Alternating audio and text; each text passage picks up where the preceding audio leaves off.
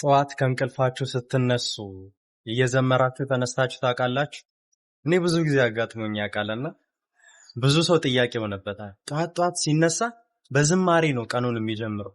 ምን እንደሆነ ግን አይገባው። ያ ምን ማለት እንደሆነ ታውቃላችሁ? እግዚአብሔር መንፈስ ቅዱስ ያንን መዝሙር እንድትዘምሩለት ፈልጓል ማለት ነው። በጠዋት በማለዳችሁ ላይ ኦር ደግሞ የሆነ ስራ እየሰራችሁ ውስጣችሁ የሆነ መዝሙር ከመጣ ያንን ፕሬዝ ሆሊ ስፒሪት ፈልጎታል ማለት ነው።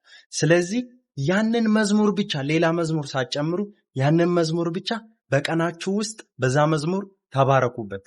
ጌታ ፊት ነው የምላችሁ፣ ብዙ ለውጥ ታያላችሁ። መንፈስ ቅዱስ በዛ መዝሙር እንድታመሰግኑ ይፈልጋል። ያንን መዝሙር እንድትዘምሩት ስለፈለገ። ስለዚህ መዝሙር ወደ ውስጣችሁ ሲመጣ አትቀይሩ። መዝሙር ሌላ መዝሙር አትመራጡ።